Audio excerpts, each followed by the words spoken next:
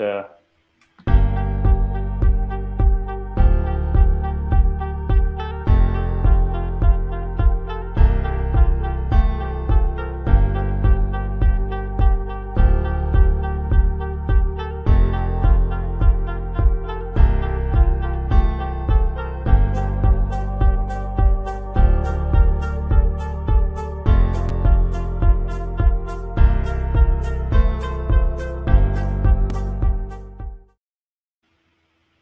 all right, let's play the intro. Hi guys and welcome to the Gin and Tonic Show.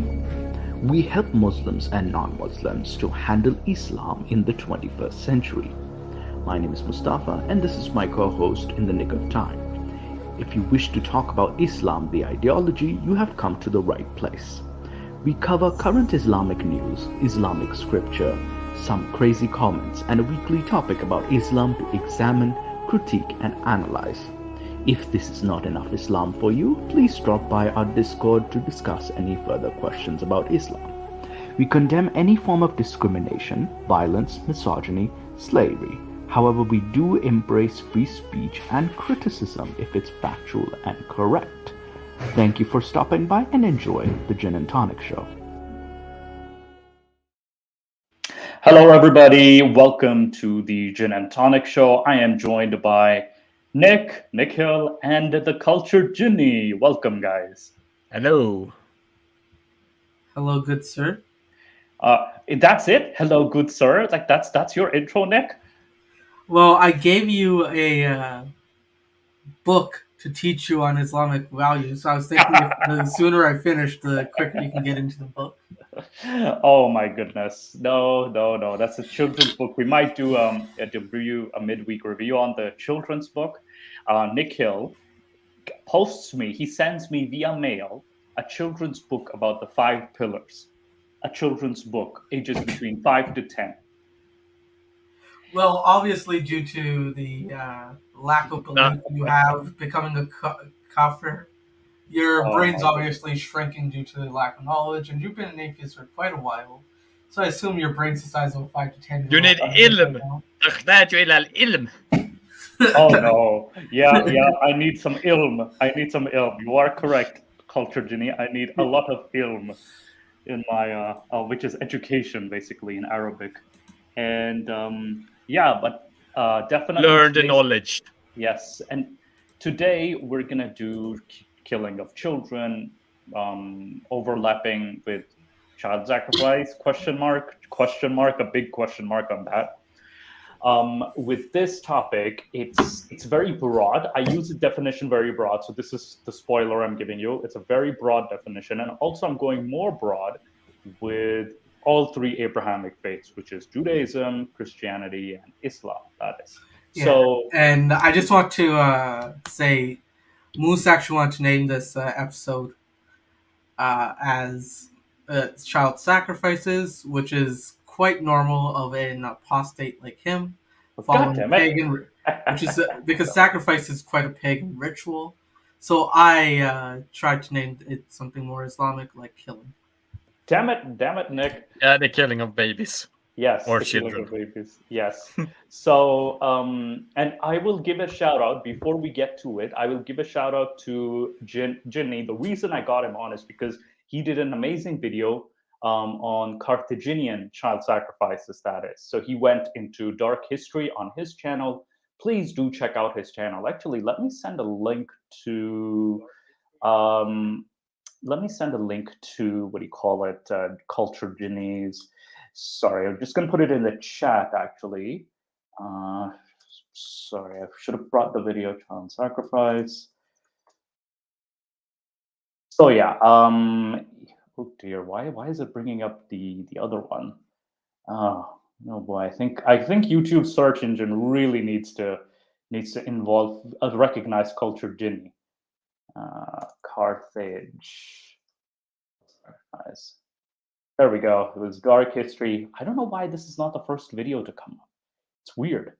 All right, come on, see. There we go. So I'll put it in the chat. There we go. Oh, Culture Jenny sent it to me in private chat, but that's okay. I found it. I'll put it in the chat.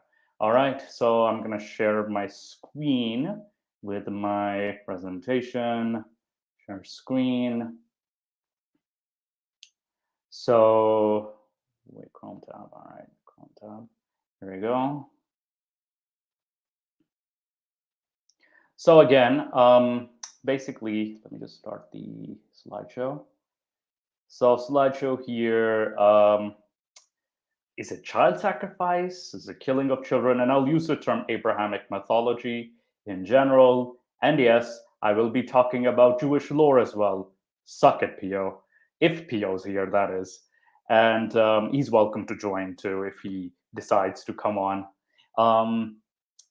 But yes, so this is the topics I'm covering. So there's a lot of, and it's just not, it's in the lore in general, right? So it's in the lore, like killing of children, or basically there's killing by celestial beings, killing by the other side, which is the non-believers, killing by believers themselves, as well as, different ritual status. So I know it's killing, but there's also harm as well. And then I'll also cover something like honor killings. And my definition of children is also very broad. It could even just mean offspring, that is too. So I'm also kind of broadening it to the definition itself. So let's begin. So the very first account I wanted to touch was the story of Job from the book of Job, that is. And Ayub in Islamic mythology is also named as Ayub. Now, Job had this, he had everything from the Abrahamic God, Yahweh, Allah, whoever it is. So he had everything, but then Satan or Hasatan, it's not Satan. In modern translations of Job will say Satan, but it's actually Hasatan or the Satan in the Hebrew. Hasatan just means the accuser. So it's a different celestial being in that the time it was written, it was a very different celestial being. I mean, So, the devil or Shaitan is more like he is actually kind of in Jewish mythology. He's actually sent by God to test mankind. yeah, well, and keep in mind, the Satan himself is more of an agent rather than the enemy, that is, compared to the Christian Islamic mythology, Satan or Satan is the enemy, whereas in the Jewish mythology, he's seen more as of an agent, that Though is. when you go into Ibn Halaj and some of the views of Iblis in Islamic tradition, you actually do have a very similar view among certain scholars, but that's another discussion. That in itself is another discussion, and I actually would love to do a video on Satan, Shaitan himself, and all three mythologies. Might even extend to like what do you call it? Might even extend to other, maybe even Yazidi. That is because like there's Shaitan is or Satan is seen as a very different being in the different mythologies. So, but sorry for the sidetrack, but yeah. So Hasatan makes this bet with Allah or God or whoever it is, and says that let me take everything away from him and he will curse you on your face. So they were testing Ayub or Job's patience in this story. So I specifically put what do you call it, 13 to 22. Basically, this is where his children get killed. That is his 10 children, like not only his 10 children, but it starts off with when one day Job's children were having a feast at the home of their oldest brother. A messenger came running to Job. They were plowing the fields with oxen, and the donkeys were in a nearby pasture. But suddenly the Sabaeans attacked and stole them all. They killed every one of your servants except me, and I'm the only one who escaped to tell you. And before he had it finished speaking, another servant came and said, lightning struck the sheep and the shepherds and killed them all. I am the only one who escaped to tell you. So they killed all the shepherds. They also, what do you call it, killed all the ox, like all the servants, the stable hands. Now you also have, before he had finished speaking, another servant came and he said, 3 bands of Chaldeans attacked us. They took away the camels, killed all your servants except me. So a lot of his servants are getting killed here too. And I'm the only one who escapes. Now, they haven't even gotten to the children. So before this person had come. Another servant came and said, your children were having a feast at the home of your oldest son.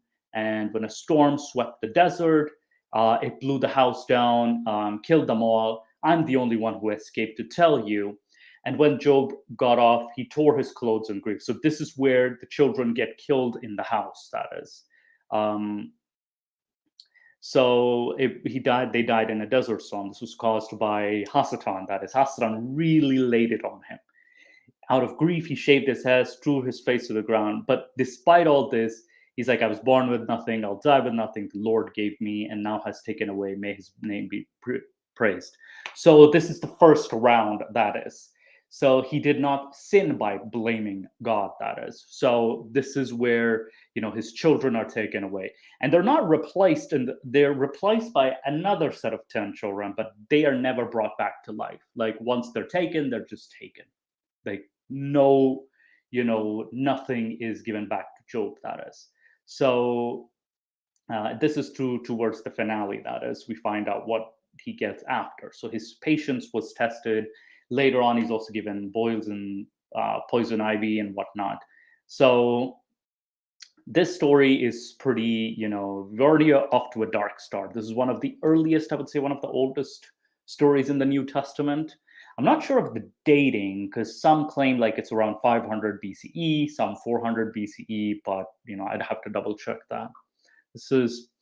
Then we have the story in Exodus, that is. We have, and this is very well known in the Quran mythology. This is when Pharaoh orders the killing of male babies because he hears of a prophecy that there's someone from the Oh, by the way, before we go, any thoughts on the story? Any thoughts you guys have so far? Yes, Job is in the Old Testament, not the New. Oh, I did say Old Testament. No, you said New Testament. So I did say old. I did say old in the Old Testament. All right, but I might have. you said it old.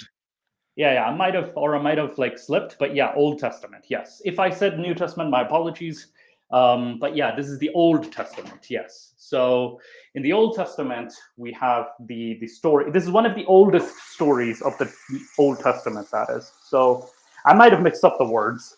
So my apologies.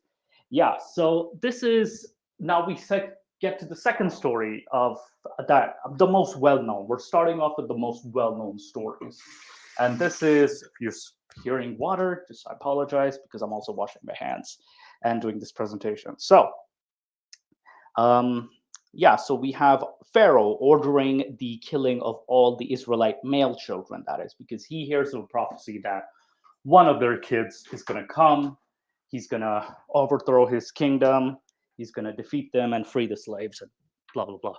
So, however, and Moses survives this ordeal because everybody, he's like, basically all of the kids all the male children are killed, male babies. So after that, there's a plague. We kind of know what happens between, I won't let your people go. So there's a plague that happens. There's several plagues that happen in Egypt. One of the final plague is where I wanted to bring the focus on. The final plague is where, Allah or God or Yahweh, he sends this creature called Malach Hamaset. Malach Hamaset means the angel of pestilence or the angel that brings destruction. He's also known as Mashit as well. So this is the angel. He's basically, this is where the idea of Satan also comes from as well. Like this is also one of the characters that evolved into Satan or Satan, because Malach Hamaset is sent to slaughter all the firstborns of Egypt. This is the final plague which forces Pharaoh to say, okay, I'll let your people go.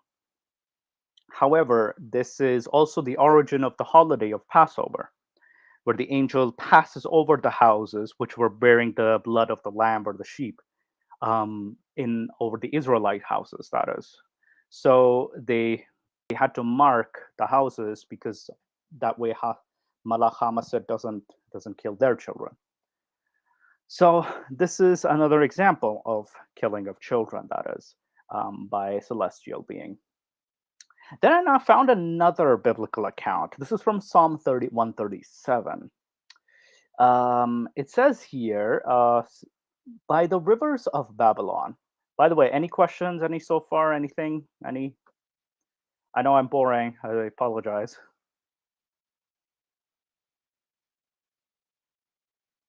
Can you guys hear me? Yes, we can hear you. Just All right, continue. perfect. All right, perfect. So this is another account we have, Psalm 137. It says here, by the rivers of Babylon, there we sat down, we wept, we remembered Zion, we hanged our harps, blah, blah, blah, midst thereof. So they also, this, remember, O Lord, the cheat. I'm kind of skipping a lot because, I want to get to the killing of children. O daughter of Babylon, who art thou be destroyed? Happy shall he be, the rewarded thee hast thou served us.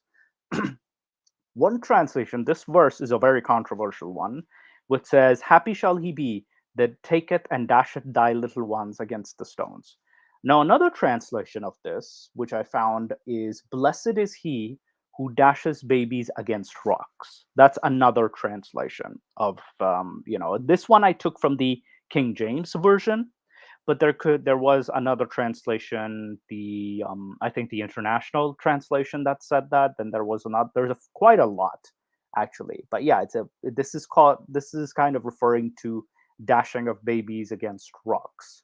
um so this is another example of, like, killing of babies or killing of children. I named this bare necessities. I think this was in Kings, I believe. Judges or Kings. Wait, was it Judges or Kings? Crap, I actually forgot to mention this. So I named this bare necessities, basically because, um, what do you call it? Wait, just double checking. Elisha. So this is the story of Elisha in 2 Kings. So I actually forgot to put the reference, which is Second Kings, um, which is Second Kings chapter 2, verses 23 to 25. So this is basically another example of children getting killed, because Elisha, he went up to the Bethel, and as he was walking along the road, some boys came out of town and cheered him. Get out of here, Baldy, they said. Get out of here, Baldy. So they kind of make fun of him, and they kind of took taunt him. He turned around, looked at them, and called down a curse on them in the name of the Lord. So 2 bears come out and mauled 42 of the boys. So there's probably a lot of these kids, 42 of the young boys. And then he went onto Mount Carmel and returned to Samaria. So the lesson here, I've seen a lot of Christian apologetics with, like, oh, this is a lesson, it shouldn't be seen as a lesson. But what I find is that this is a lesson here is, don't make any fun of a bald person. Otherwise, a pair of bears will come out and attack you. That is what it comes across. And this story I found very ridiculous. And what's funny is that I found a repeat of this killing of babies or killing of children even in the New Testament, in the Gospel of Matthew. Now, the Gospel of Matthew takes the story of Exodus, like, it takes the story, practically copy pastes the story, and it paints Jesus as the new Moses in the Gospel of Matthew. And allegedly, Gospel of Matthew is said to have taken place during the reign of Herod. Now, in this, we have an angel. He appears to Joseph in the dream that his wife will conceive of the Holy Ghost. The Jesus is born in Bethlehem, and then Herod sends the wise men. But when they see that they see the baby, they worship him, present gifts, all that, frankincense, myrrh, whatever. Now, the angel comes to Joseph in another dream, tells him to flee to Egypt. And because Herod got mad that the wise men did not return, and Herod got mad at the baby, he just ordered the killing of all the children 2 years or younger in Bethlehem. So the only time this is basically ripping off Exodus, that is. And also at the same time, there's no records of Herod ever actually declaring something like this. So the angel, after Herod dies, the angel tells Joseph to go to Israel, and then Joseph goes to Nazareth to fulfill the Nazarene prophecy. So this is in itself lots of babies getting killed in the lore. So we've come from the Old Testament, now we're in the New Testament, that is. Though we'll kind of go back and forth as well. Back to the Old Testament, that is. And I actually will actually put this link in the chat, copy link address. I'll put this in the chat for reference. Basically, this is the story of Jephthah, that is. Now, Jephthah is a warrior. He's a famous warrior. He's summoned by Israel to like lead them against the Ammonites because they have war against the Ammonites. Originally, he was banished. That's his backstory. Now, Jephthah on his way, he encounters God and prays that if he wins, he will sacrifice the first thing to come out to greet him. And he will offer it as a burnt offering. The passage is very specific. It says that he will offer it as a burnt offering. Wouldn't you know it, he actually defeats the Ammonites. They're delivered unto him. He defeats them. He leads the army to victory. Then when he wins, he returns. However, the first thing that comes out to greet him is his only daughter. Now, he starts lamenting and he says, I can't turn on my promise. I made the promise to the Lord. And it's his only daughter too in this situation, and he's willing to sacrifice her. Now the daughter says, oh, let me just cry for my virginity for 2 months, or lament it, go up and down. So she gets to live for 2 months. Then after the 2 months are done, Jephthah does what he promises. He offers her as a burnt sacrifice. So no angel came here, and unlike the Isaac Ishmael story, no angel came here, nobody rescued her, nothing happened. The sacrifice is just done. This could actually be an older story than the story about Isaac and probably there could be. Ishmael. I'll have to look at the dating of the story itself. I mean, chronologically, this happens afterwards. If you are Right. believe that, but in truth, many of the stories are believed to have appeared earlier than some that are later chronologically or earlier chronologically. Yeah, and this could have been a time. I think Ginny and I were talking about this. This could have been a time where this might have been some overlap with the Canaanite pagan traditions with the Israelite tradition. So there might have been some overlap and some tradition that still carried on. So this is another example. A lot of modern Christian apologetics will say, oh, he didn't actually sacrifice her, he just kept her in her house, which I find that very ridiculous because it's practically ignoring what it actually says. So that's apologetics in a nutshell. Ignore what it actually says, what the text says. No. And yeah, I think the chronologically, like you said, I put Isaac's attempted sacrifice, and I also put Ishmael's sacrifice as well, like side by side, because this in itself is the interesting topic that we have. Now, Isaac's attempted sacrifice takes place in Genesis chapter 22. And I think where Genesis was, we know Genesis was written around 586, 6th century CE. I wasn't sure about Jephthah's story, but definitely I know Genesis was written around that time. Now, God tells Abraham to take his son Isaac, sacrifice him as a burnt offering. Now, Abraham, he tricks his son. The son doesn't know that, there's no sheep or lamb or anything like that. Now, he ties him up and he's about to burn him. But then the angel comes in and says, stop. And then a ram is offered in exchange. And then he's making sure it's an angel. Yes, the angel's like, yes, stop what you're doing. I found a very interesting video that Non-Stamp Collector made. And he's a very old YouTuber. And this is what I wanted to respond to, because he came up with this idea of, what do you call it, Abraham being a psychopath, that is. So let me just share this. 1 second.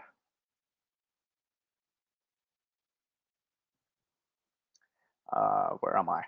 So yeah, so many tabs I've opened. I've opened so many tabs. Share screen. This is a YouTube tab, and it's a very. I love this video. I've what do you call it? I wanted to start with. Let me know if there's. Hey, you're back. How was it? Oh, good, but it nearly turned into disaster again. Really? How? Well, you go down there to visit the humans. They're all nice and friendly, but since you've taken on this beautiful earthly form, inevitably some of the gay guys in the city want to get on with you, Yeah, I don't really mind that, though. Do you? No, I don't care. And look, even if I did, I'm a supernatural being. I can take care of myself. But always some hero steps up and tries to convince the gay guys to rape his daughters instead. Then push comes to shove. They all start beating the crap out of each other. Suddenly, who gets involved. There's fire and brimstone raining down on the place. And the only people who escape turn out to be a family of incest maniacs. The daughters date rape their father in a cave, and the incest baby turns out to be an ancestor of Jesus. Yeah, I know. I hate it when that happens. I just got out of there this time before that could happen again. Look, just keep this one under your hat, okay? I don't want him to find out about it. He'll just go mental again. Cause a hurricane or something. Yeah, earthquake. Yeah. Where is he anyway? Oh, he's been running that test on Abraham. A test on Abraham? What test? Well, he said some faithfulness and righteousness test or something. But we haven't finalized the details on that yet. How's he? What's he testing him on? I don't know. How long's he been over there? Oh, ages. Couple of days. What? He said you'd worked it all out last week. No, that was the other. Oh, no. What? Oh, no. Lord, what are you doing? Hey, Gabriel, come and look at this. Abraham's going great on that test we designed. Lord, are you testing him on that thing we came up with last week? Yeah, and he's doing it exactly right. He's about to finish. No, Lord, show me what he's doing. Oh my God! Abraham, do not lay a hand on the boy. So you guys see it so far? Yeah. It's quite funny so far. Yeah, let's play the whole thing. Like, I'm actually finding this nice. All right. Put it down. But I have to do what God told me to do. No, you don't. Move away from the child. Move away. That's it. Slowly. God told me that I have to kill him. Yes, I know. And I know that you fear God. But put it down right now. Are you all right? Of course you're not. Hang on. Wait. Oh. Must kill something. Hold on. Must kill something. Okay, look. Here's a ram. Just kill that. I killed this. God very happy. I killed this. Don't go anywhere. Lord, what were you doing? An innocent kid was about to be knifed and burned on your orders. That was the test, though. It was going perfectly. Why did you go and interrupt? Because that was the insane psychopath test. What? That test is for checking whether or not people are insane psychopaths who'd murder their own children in cold blood. But you said we had to test Abraham to see if he was really worthy of my blessing. Yeah, but and I'm that's telling you, he is. He did exactly what I told him to do, straight from our script. I said, take your son, your only son, whom you love, Isaac, and go to the region of Moriah, sacrifice him there as a burnt offering on a mountain I will show you. And he didn't even flinch. No. He just obeyed. No, Lord, no. The test we had planned for Abraham was going to involve seeing whether he'd do lots and lots of very nice and kind and generous things to see if he's worthy of your blessing. But we just hadn't worked out the details yet. What, like not stabbing and burning children? How is stabbing and burning children ever nice or kind or generous? Well, I ordered it, so that automatically means that there must be some context in which there was perfect. Oh, don't start with that, Lord. I know we were going to test Abraham, but we hadn't decided whether we should have him just liquidate his vast wealth and simply give all of his money to the poor, or whether he should use the money to establish a charitable trust to help feed the needy and build hospitals and fund some basic medical research. Oh, that's right, that research thing. Why do people always want to bring facts into this? Then you could have been seen to have chosen to bless a man who would establish a benevolent tradition of medical science and healing and concern with human well-being. But instead you order him to commit infanticide? The kid was almost stabbed to death. Yeah, but that's what I thought we were trying to get him to do. I didn't know it was a psychopath test. What else could a test to see whether someone would stab and burn a child possibly be if a not... test of obedience and faith. A test to see if someone has faith in voices in his head that tell him to murder children is a psychopath test. Well, I'm sure there's something more psychotic than obeying murderous voices in your head. Well, I can't think of much. Well, what did we come up with that test for anyway, then? Because you've been so insistent about doing all this invading and genocide and stuff later on in the Promised Land, and we agreed that the only way we would be able to justify it all in retrospect was if we could demonstrate that the people we were killing were all twisted, cold-blooded sickos who were so deranged that they'd even kill their own kids. So if someone passed that test and agreed to kill their own kids based on just a voice in their head telling them to do so, we were going to use that as justification to wipe them off the face of the earth? Well, yes, it's the best we could come up with. Not reward them? Of course not. Oh, but now I am going to be rewarding Abraham for faithfully agreeing to He do does. exactly that. No, you're not. I have to. Why? Just forget this guy. He's a lunatic. Find someone so remarkably kind and generous that Well, you... I can't really go back on my word. See, I already told him that I would be rewarding him above all others. What? When? Oh, before the test, ages ago. What did you promise him? Offspring. Oh, and a fine job he's doing with the one he's got. How many more? Well, eventually as many descendants as there are stars in the sky. So humanity is now going to descend from a psychopath who obeys murderous voices in his head, whereas we were hoping to have you find someone for that job who was caring, compassionate, generous, and devoted to human well-being. And look, hold on. Why test him if you already know that you were going to reward him? In fact, this is the whole stupid thing. Why test anybody to see what they'll do when you're omniscient anyway and you already know? And what does it say about you that you're impressed by somebody's willingness to stab and burn their own children? Have you thought about how sick that makes you look? Well, look, it's just too late now. I've promised him, and if I broke a promise, can you imagine? I'd look unethical or something. So we're just going to have to spin it. So you go down there Me and tell him again? how pleased I am about what he's done. On the record. Yeah, it'll have to be. Shouldn't we try to just bury this story? Just go. Make it look like what happened was exactly what I had in mind all the time. Nobody will And accept that spin if they actually stop and think about what just happened. go.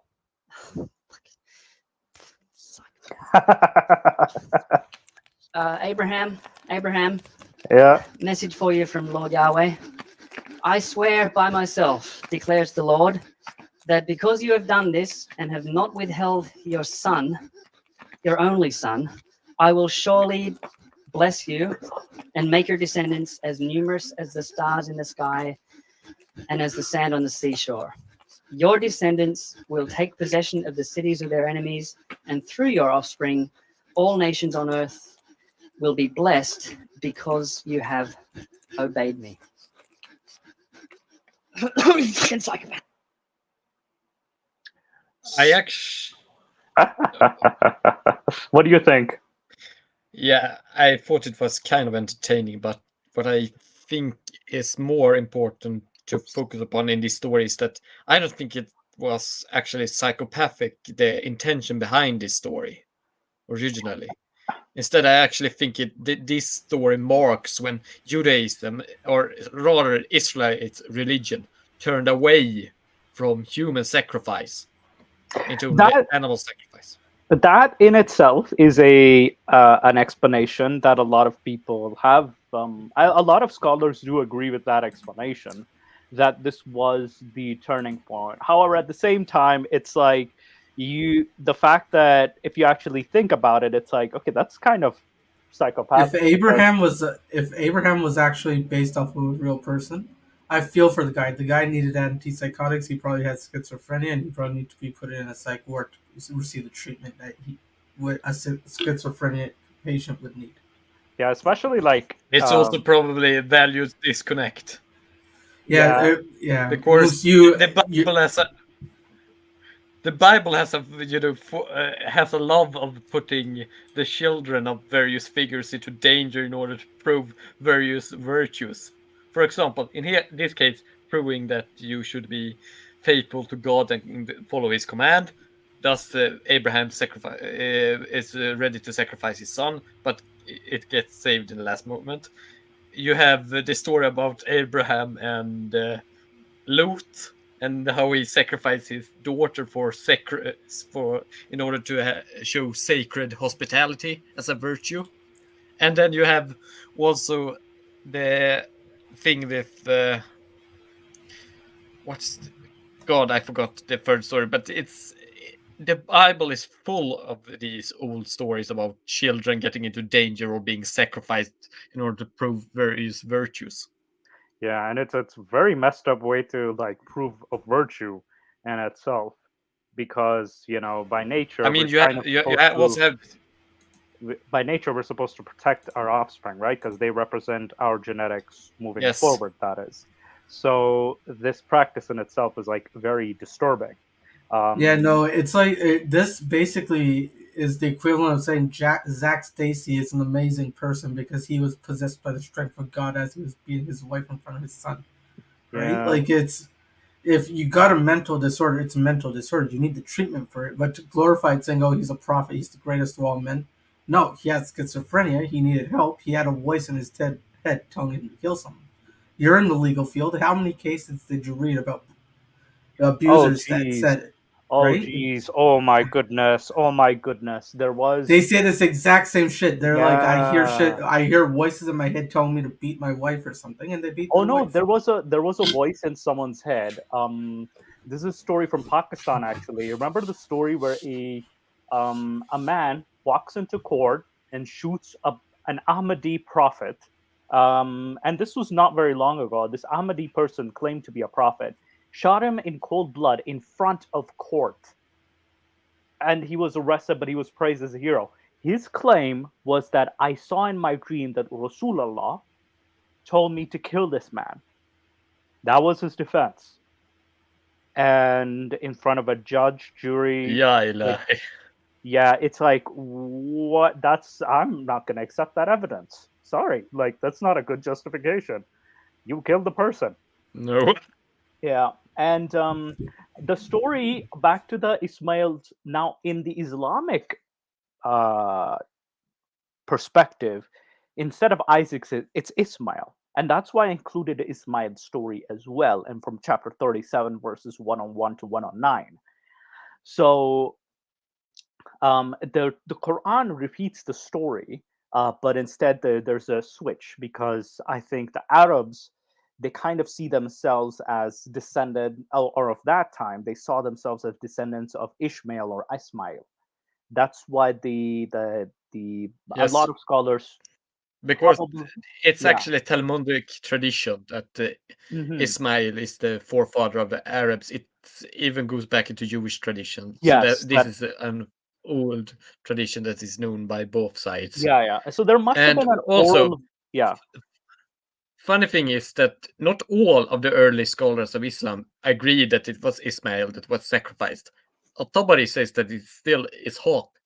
Ishaq, right? Yeah, It's yes. I that's very interesting.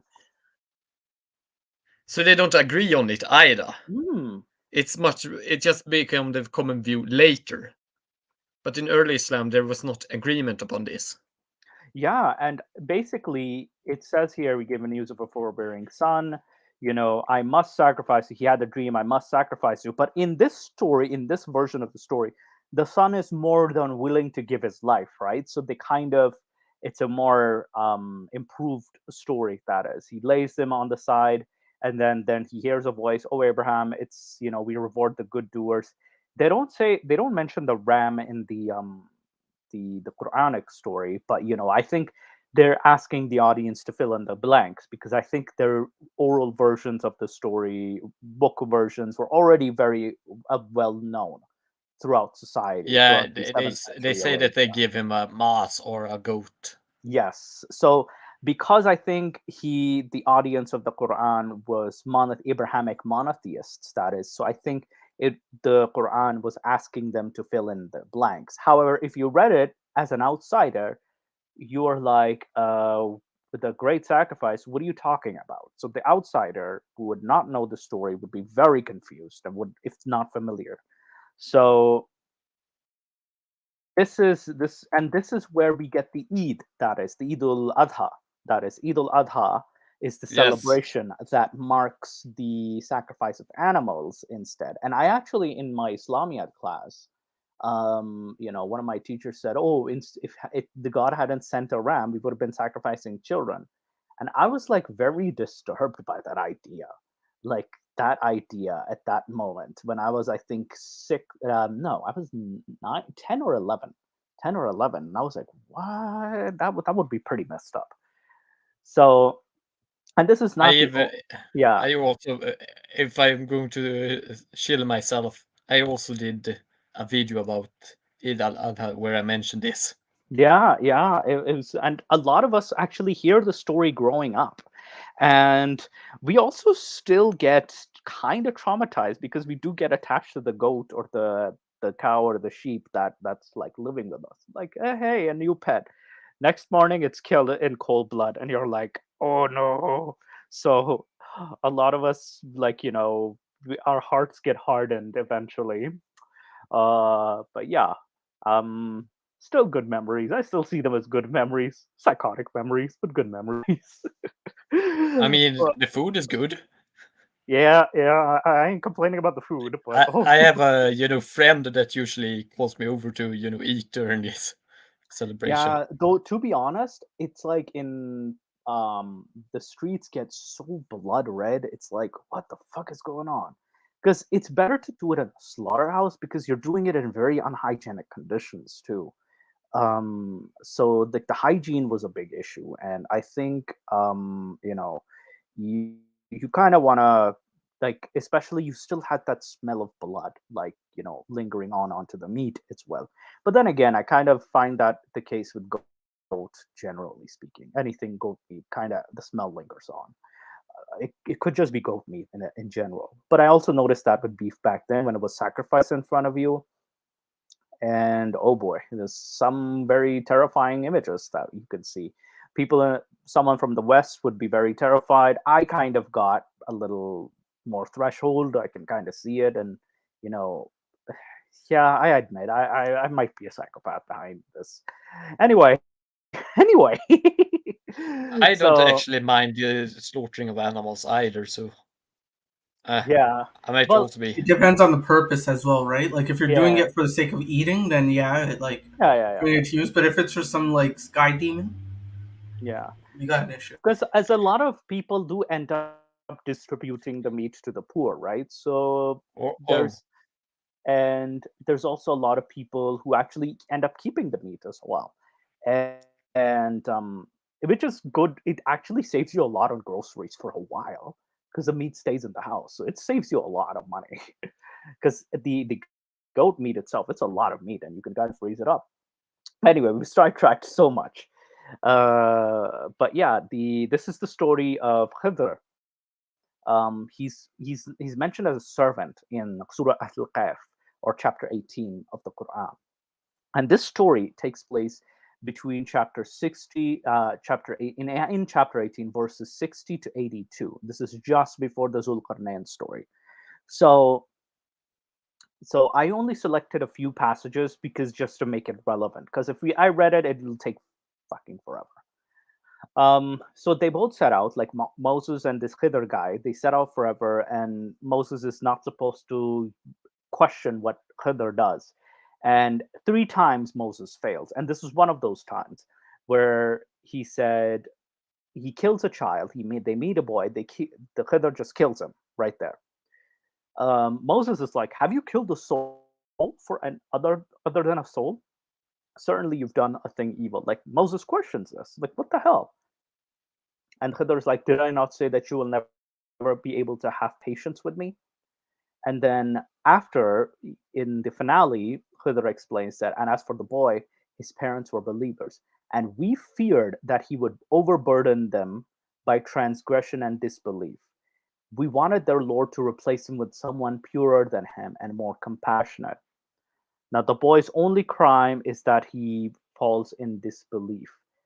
And it's like, what the heck? Like, this is he and I love how they use the phrase "we feared." There's no guarantee. We feared. You feared, and then you just killed the person. So the other person just kills a boy like that. And what about the parents that they could still be traumatized? They didn't know this was going to happen. They would have been traumatized by this. So you kind of put them in more trauma. They'll still have that trauma for the rest of their life. So you're kind of burdening them with another tragedy already. So I think, and with a lot of parents, even believing parents I've seen, is that they prefer their child to be alive and well, if whether they believe or. And I've met a lot of parents who, would like prefer their children to be alive, even if they, you know, don't follow their particular lifestyle. Like, we have parents of children who convert to other religions. They're still very proud of them and they're still supporting them, or children who come out and of religious. Sure, there are some parents who are horrible, but then there's also other parents that are also very supporting as well too. And it's a very black and white way of seeing this, and this is a very messed up message that this shows. So, like, it goes to show that humanity itself is far more, tolerant and far more, what do you call it? Yeah, far more tolerant of this God and his servant. That is. So it's a very messed up story with Khidr, that is, who just murders a child.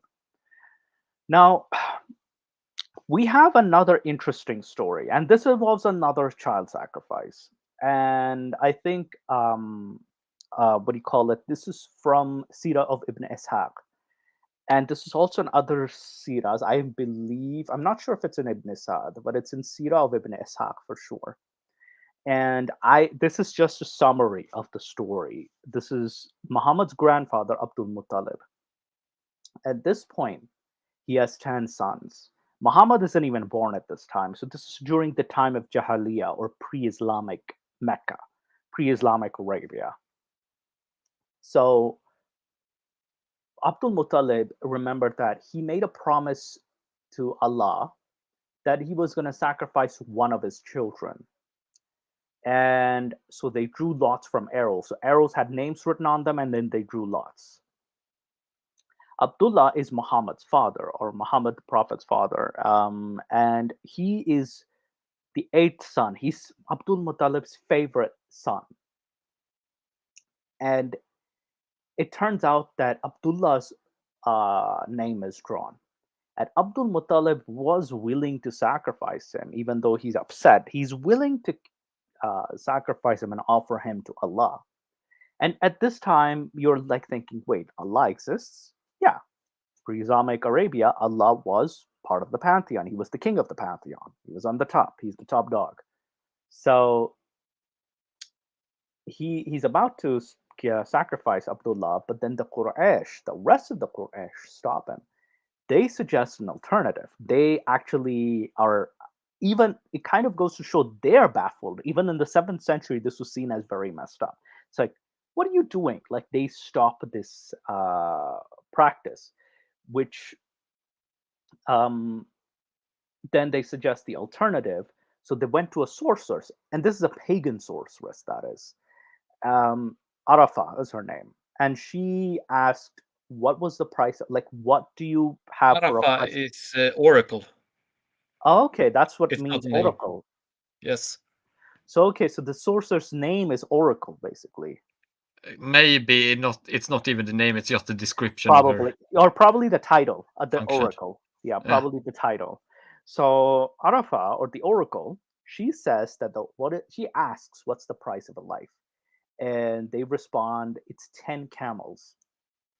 So 10 camels to be sacrificed in exchange for a life of a person. So she suggested draw lots between the child and the camels. If the child's name came, add 10 camels.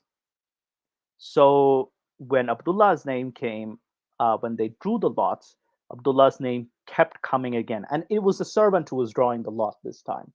The servant would draw the name at 10 camels, 10 camels. So it's 10 times Abdullah's name came. The last time, finally, it was the camels. So they sacrificed 100 camels. 100 camels in exchange for Abdullah's life. So, oh boy, that must have been a lot of work. So, but it might have been a big feast, might have been a lot of meat, but holy, this is like 100 camels they ended up sacrificing just to save the kid's life. But yeah, this is the story. It is a very similar story to the Isaac, Ismail, Abraham story, except it's a very different context, that is, and it actually has a more pagan context, weirdly enough.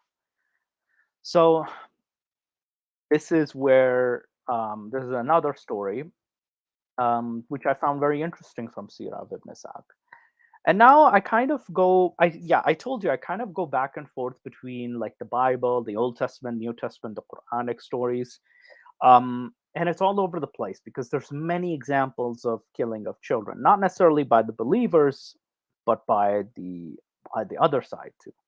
So this is the origins of hell, which is Gehenna. The place was called Tophet. In Gehenna is also the name which literally means valley of Hinnom. Gehenna was Jahannam, which is hell. Jahannam, it became in Islam or Arabic. So the Hebrew Bible, it describes it as a place where worshippers would have a ritual of child passing through fire. So the children were burnt offerings. And I think, Jinni, you mentioned earlier, this was might have been the practice of during that time. Yeah. And this offering was made to the god Molech or Moloch, that is. So this was made to the god Moloch of that region. So this was another interesting thing that I found. Like the place where the hell came from was actually an actual valley. And I think Religion for Breakfast, when he went there, he's like, hell these days is a very nice garden these days. Like, you know, Tophet was also is also or rather a Phoenician name for a altar. an altar, right? It's a Yes. Venetian name, Venetian. Yeah, Phoenician Okay. or Okay. for altar or sacred Yeah, yeah, place. yeah. And this must have been a sacred place where, at least for the followers of Moloch, that they offered these children as sacrifices.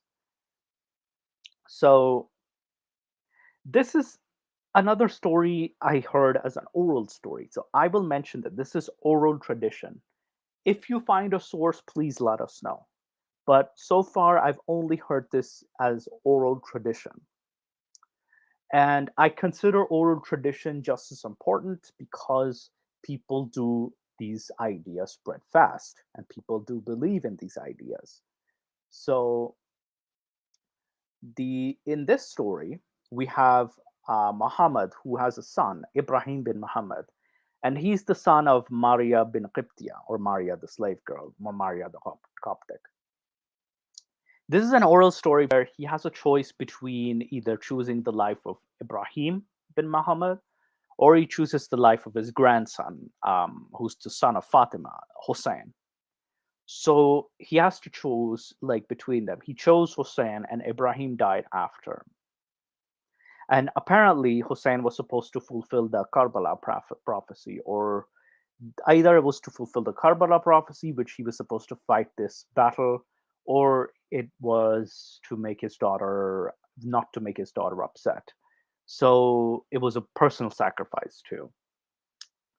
This story is not so common in the Sunni circles, but I've heard the No, story in Shia circles, specifically Shia. it's exclusive to Shia, I Yeah, think. very exclusive to Shia. Because So this is a very Shia I've story. read a lot of Sunni literature, and I've only come across these in Shia sources, never in Sunni. Something like this, because this is, mind you, oral. This is, keep in mind, oral tradition. So I don't what do you call it? Consider this, what's that word? Yeah, it's not written anywhere unless you find, as someone finds it. That is. By the way, Nikhil, did someone join us on the panel? Oh no, I joined this because like I had to drop my nephew was. Oh, okay, fair fine, enough. so, yeah. Fair enough. Yeah, no, that's okay. So yeah, we kind of, this is the grandson. Now, I also wanted to get into this, the burying of the daughters alive in the time of Jahiliyyah, or the pagan times of Mecca. This is the only that's mentioned in the Quran, chapter 81, verses 8 to 89. And it talks about Judgment Day, and it's like when the female infant buried alive is asked for what sin she was killed. And allegedly, pre-Islamic Arabia engaged in the burial of infants, especially girl infants, that is, baby girls. And it's kind of shown that Muhammad or Islam stopped this practice. Now, To be fair, in order to analyze this, we haven't found any archaeological evidence for this. So, however, we're going to have to take the word for it. I have my own speculation, but this is Tafsir al-Mawtudi in Tafhim al-Quran, where he explains that it was a very barbaric custom that female infants were buried alive. So they weren't even buried when dead or killed; they were buried alive. And he states that it was widespread in ancient Arabia for different reasons. One reason was economic hardship, for which people wanted to have fewer dependents. So, and they should not have to bear the burden of bringing many children. And they kind of saw male offspring as they brought hope or to earn a living, and female offspring were killed for the fear that they would have to be reared and given away in marriage. Whereas another reason Maududi points out is the widespread chaos because male children were brought up in order to have more helpers and supporters, but daughters were killed because tribal wars they had to be protected instead of being useful or in any way or defense. So daughter was seen as like, the hostile tribes. And a third aspect was hostile tribes when they raided each other, they captured girls as slave girls. And this was indeed a practice. They would sold as slavery. So slavery was common back then. Um, and it was Maududi states that a pit was kept, a dugout, ready for the use by a woman, so that if a girl was born, she was immediately cast into it and buried alive. So sometimes, like the pits were already dug up. So if the mother was not inclined to act thus, the family disapproved. The father would rear her for some time half-heartedly and then find time to take her to the death. So even the father would act without the mother's knowledge. So this is kind of how the description is, and Maulana Maududi describes this in the Islamic narrative, that is. And to be fair, even if this happened, I wouldn't necessarily be surprised. I would be surprised at how they were able to maintain their population like that. However, at the same time, there have been instances in history, maybe isolated incidents, where the origin of Hansel and Gretel, a very similar situation to Hansel and Gretel. When the time of Hansel and Gretel was written, children were indeed abandoned because I think in that part of Europe, there was a lot of starvation, there was famine and all that stuff. So this might have been, what do you call it, definitely a possibility. So you also have the fact that the Romans practiced infanticide. Exactly. So even when the Romans practiced it, so I wouldn't necessarily be surprised. And that was even legal by law. Put into Roman law that the father had the right to kill any children. With any children. However, and any children. He couldn't sacrifice them in rituals, though. That was against the law. But he could kill them. He could kill them, yeah, which was very odd and weird that I found in Roman infanticide. And I think, did you do a video on that? The Roman infanticide video? No, I'm actually planning on it. Yeah, no, I'd love to see that video. To see about Roman infanticide, because I did read about it somewhere, and it's like, really, it was legal to kill a child? So it's very messed up. And this is also, and the Romans were also even more, if anything, even more, sexist than the ancient Arabians before Muhammad. Oh, Roman law categorizes women, or at least older Roman law categorizes women under the same category as animals. Yeah, and I think I wouldn't be surprised that this was, they were seen as property, that is, because they were animals, they were property. So, and what do you call it? And it's very similar to Islam in a way, very similar. So now here's actually, back to I would actually argue against that women are seen as property because they do have right of ownership and some certain. They're certainly a second class, but they aren't exactly property in that sense. Well, keep in mind, they're still property because the husband is responsible for not only taking care of her, feeding her, but he can discipline her. She can be disciplined. And also, she can be sold if, by the non-Muslim, if they can't, afford jizya. and not only that, women can be sold into slavery as Yeah, well. but too. that's So slaves. that, I'm but talking even about Muslim yeah, yeah, women, and free Muslim women.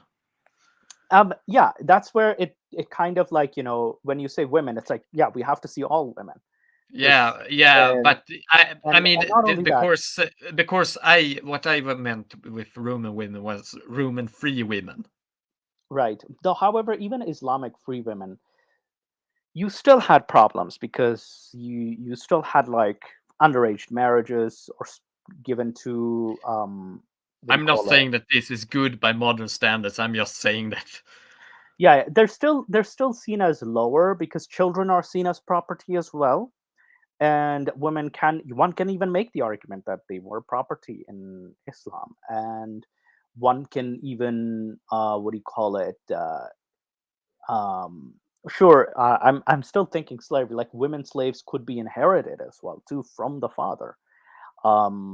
And what do you call it? So could male slaves as well. Yeah, and a male slaves for sure. The female slaves had like a different. There's different categories of like how much price, like the prices, as well as they could be exchanged for horses, camels, weapons, etc. But yeah, like free Islamic women, sure, they had more rights, but even then, they still had lesser right. Yeah, like one can make the argument they were property. Another argument can be made they were second class citizens. One can see it both ways as well. So, however, I kind of see it still as problematic personally. I agree with you. Today it's problematic, but Very, very I'm trying problematic. to, contextualize it. Yeah, though it was what do you call it? Back to the burying of the daughters. Yes, burying of the daughters. Um, this would have been. I feel like this would have been a potential ritual. That is, again, I could have been a potential ritual, at least with my speculation, due to the fact that we haven't found enough evidence. And I think you and I had this discussion about the girl child being buried alive. Yeah, Now, because I we already had Khadija inheriting her wealth, and we also have many female characters in Muhammad's story. Lots of female characters, actually, lots and lots of them. So, and we have sorceresses, we have poets, we have, a lot of free women too. So it's definitely, I feel like it might have been, if it was en masse, that would have been very detrimental to population of Arabia. Sorry, I cut you off. You were saying? What I was saying is that I don't believe it was a child sacrifice ritual because I think that Mm, the sources would, point it out much more clearly. That look at these mushrikun, how they've done. Look right. at them. Yeah, they could have pointed it out, but keep in mind a lot of these sources came a century, more than a century after, right?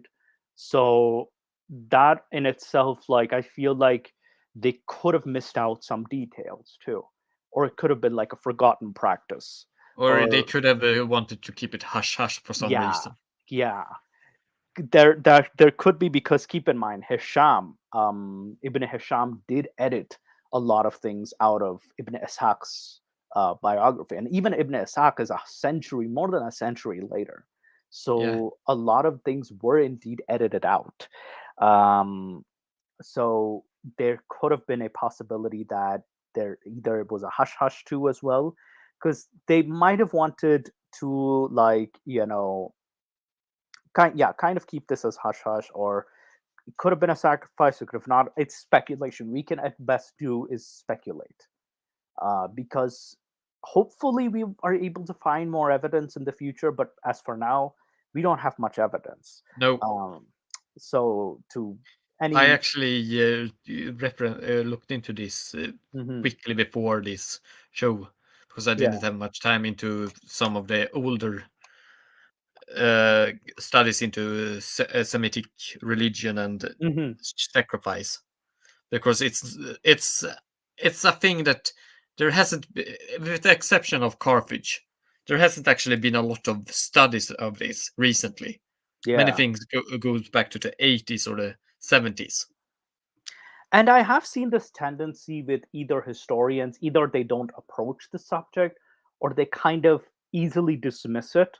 They tend to dismiss it as, exaggeration, or they put Propaganda, yeah. And propaganda. I think I think it's sure, the evidence is strong and it is biased, but I rather believe weak proof than believe that there was absolutely nothing if there are indications that there were. Because I mean,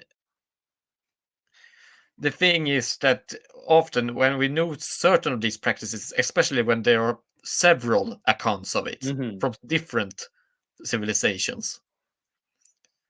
For example, we know that the southern Arabians, before they converted to Judaism, probably did do human sacrifices, because there are some tablets that indicated, combined with tales from both the north and from the east in the form of the Ethiopians And tradition. we have human sacrifice in even like religions going in India, like Hinduism, for example, sati. Yeah, That is a human sacrifice. And then we also have human sacrifice in the Aztecs, that is, or those civilizations. And I think there is a lot of, like, I feel like there could be more than what we have in evidence. That is, this could have yeah, been more and the prevalent. problem is also that a lot of people view the Romans as being the standards also when it Hmm. comes to paganism, because most people are Westerners and they live up with the Greek and the Roman gods. But the Greeks Yeah. and Romans were were also pretty. If you look at Indo-European religions, the Celts did human sacrifice, and we Yep. have now evidence of it. And the Germanic tribes definitely did it, and we have evidence of it.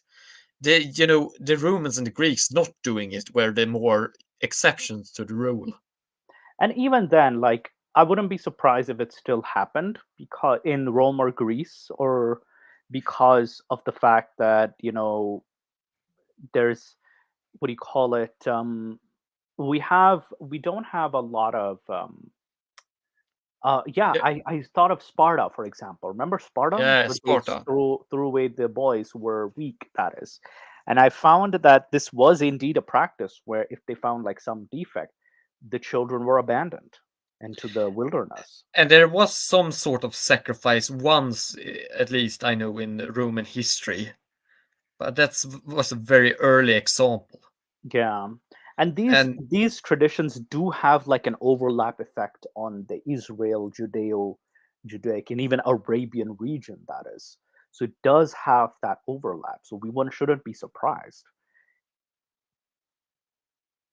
Oh, yeah, you were saying? Sorry, I cut you off. the thing is that I don't think that you can make a case to say that human sacrifice is rare or common either way, because it's very different from religion to religion when it comes to pagan Yeah, religions. it's very, like, one cannot certainly certify if this happened um without archaeological evidence and without like actual, like, or proper, like, examining of like history. What I Um can say that speaks for it being a sort of human sacrifice. I don't think it's human sacrifice, because I think there would be more evidence for it being human sacrifice, because I think still, maybe it's just I being biased, but I think that the Islamic sources would have pointed it out being a mhm. pagan practice and condemned it more harshly if it was religious. But the thing that points towards this maybe being human sacrifice is that so many of the pagan Semitic religions, of the older pagan Semitic religions, did practice human sacrifice or even mass sacrifice. Yeah. And burying girls just for the sake of it would have been, kind of pointless, in the sense that how are you going to have kids?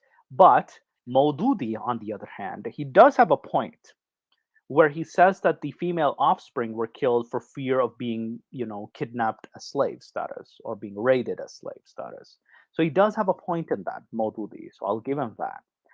And and some Islamic scholars have pointed to that reason specifically. um, you know, because they would have to be protected, rather than, and it could have even happened. Another speculation could be it could have even happened between times of war as well. So we don't know much, and we don't know much about those societies. And it was also due to Various reasons. The reasons do seem varying. That is, but I feel like even Islamic scholars themselves of the past might be speculating themselves of why exactly this happened too, because even they themselves seem a bit, confused as to why this practice did exist, if this existed at all, assuming this existed. So even they themselves, like when the empire of Islam formed, they might have been looking into this and like, why was this happening? So, mind you, a lot of the sources we find is during the Abbasid, post-Abbasid era. So, that's why we don't have much from the Umayyad era or the Rashidun Caliphate from Arabia itself. We don't have much from there. So that's where everything's up for grabs. But yeah, I was gonna go into the killing of young boys as well with the Jewish boys of Banu Qurayza. Now, again, I know I've used the killing of children. It's very broad, that is, and a lot of people. This is in Sunnah Abu Dawood, and it's also in Sirah ibn Ishaq as well. That after the Battle of Khaybar, the Banu Qurayza tribe had all their men killed, and the women and children were sold to slavery.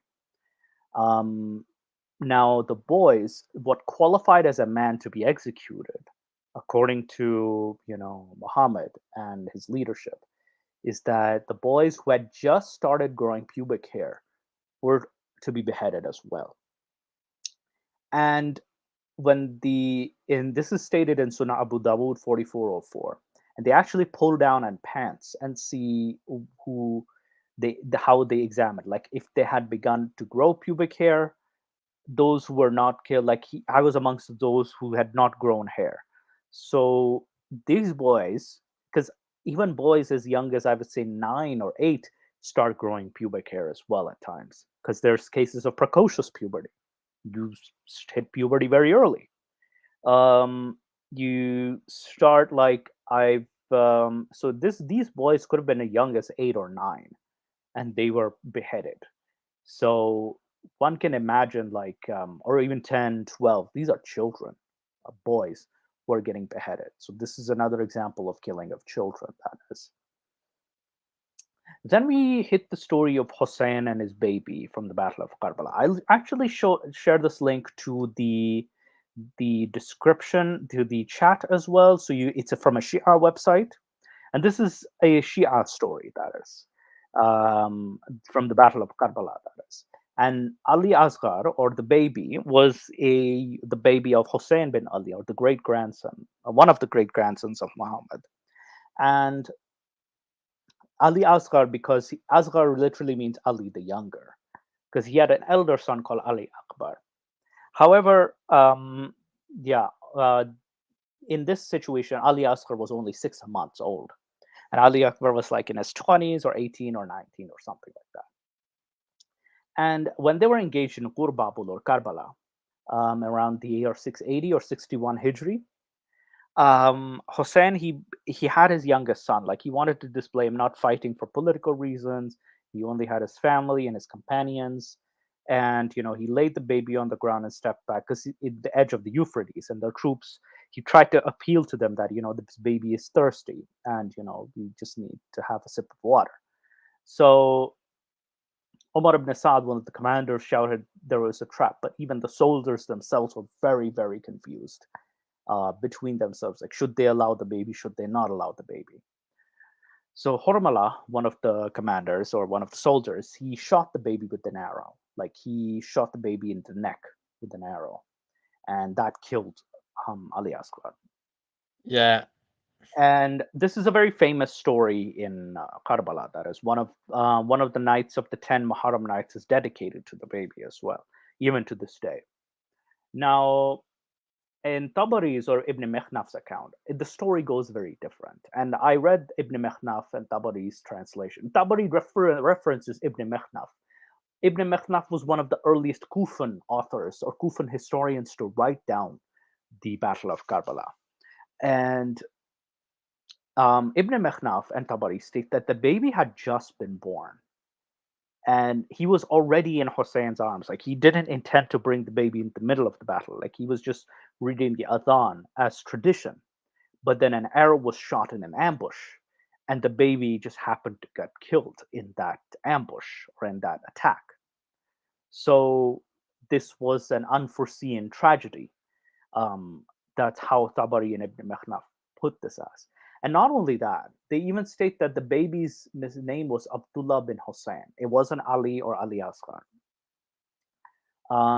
And this is very contrary to the account of Shia Muslims later on, who paint that this baby was destined to die in this battle. Very, very contrary to the account. And what's interesting is that Ali Asghar was actually the title for the fourth Imam, which was Zain al-Abidin or Sajjad. He was known as Ali bin Hussein in even some of the chains in Bukhari, Ali bin Hussein. So he was the younger son, like he was a lot older. He was in his 20s. So Ali Asghar was actually his title, and Ali Akbar was his older brother. So this is where a lot of you kind of, when you see the earlier accounts and then you kind of see the oral tradition, you kind of see like there's a big split between the oral and the written accounts. So what do you call this? So Tabari and Ibn Makhnaf write that the baby had just been born, and he was more of a what do you call it? Unfortunate, I would say, tragedy rather than he was destined to be in battle. So that's how Ibn Makhnaf and Tabari frame it. So, and yeah, so this is the killing of children. Now I know I'm kind of cheating here. There's a lot of, and Shia Muslims, they still do like self-flagellation, like cutting up like with the Yay. yeah, I know. YouTube, don't ban me, please don't ban us, YouTube. So yeah, it's in the Shia Muslims in the Muharram, there's the tradition of self-flagellation with the knife, the chains, and whatnot. So we have images like this and this and this.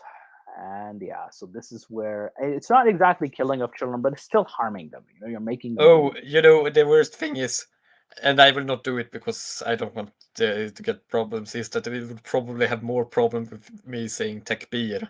Yeah. Than they would have with this, because they actually tried to censor one of my videos when I said it. So I had to censor it out. Oh, regarding the flagellation, right? No, not regarding the flagellation. Because I will upload that video next week.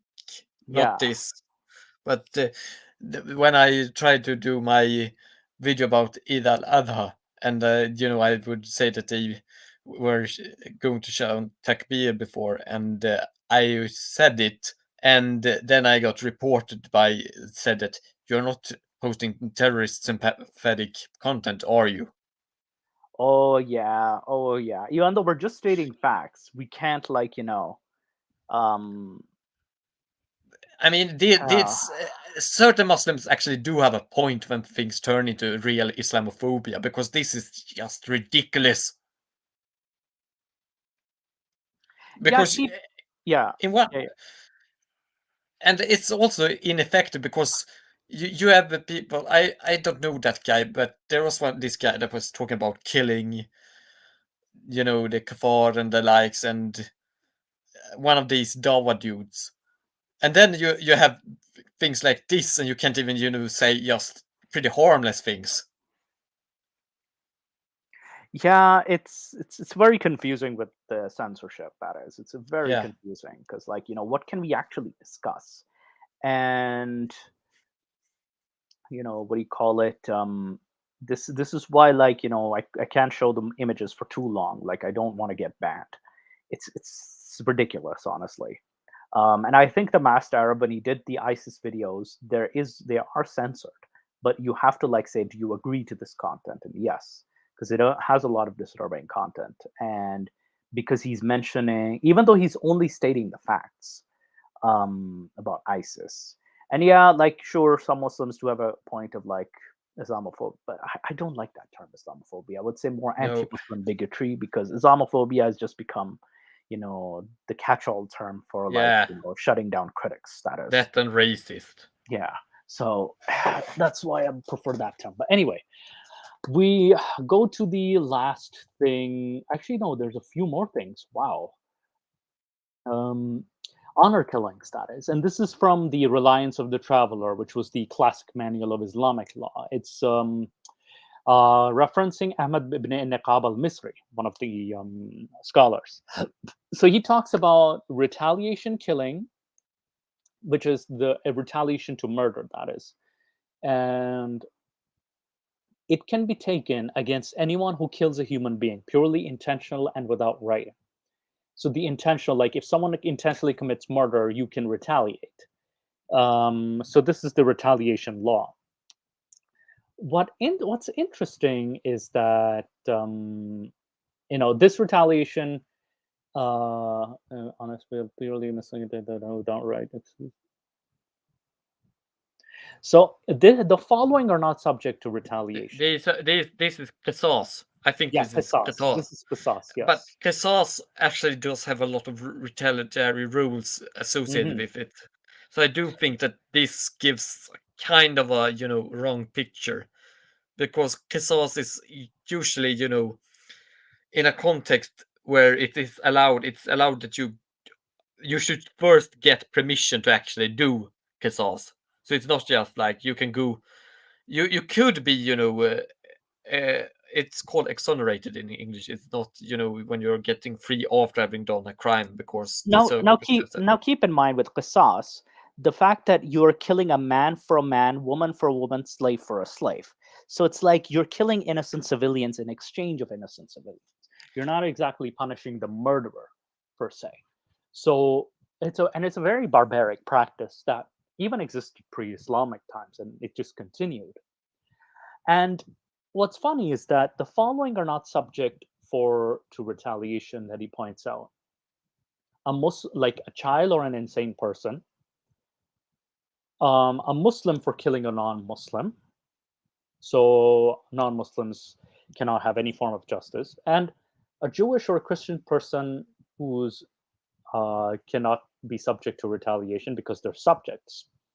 However, what I found interesting was the father or mother or their fathers of mothers for killing their offspring or offspring's offspring, which I found very interesting. So this in itself kind of justifies honor killing status, because you have a father or mother cannot, or grandfather could not be retaliated against or punished for killing their offspring or the here children it of their is. offspring.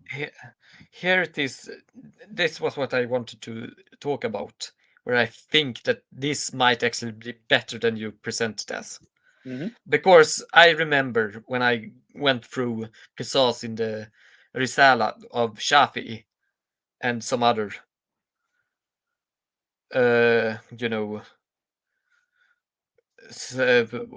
manuals of Islamic law, and there it is, because qisas, there are some circumstances where qisas is allowed and should be applied, and there are some circumstances where it's not to be applied.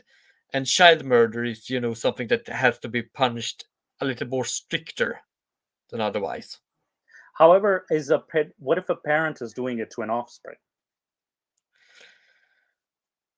I don't remember, but it could be that it's either allowed, or it could be that it's actually to be the law should be applied, punished by the community in that Yeah, case. but like there's no Islamic, what do you call it? Basically, you can, the parents, according to this scholar, the parents cannot. Again, this is according to this particular scholar, mind you. This is Ahmad ibn Niqab al-Misri, the scholar.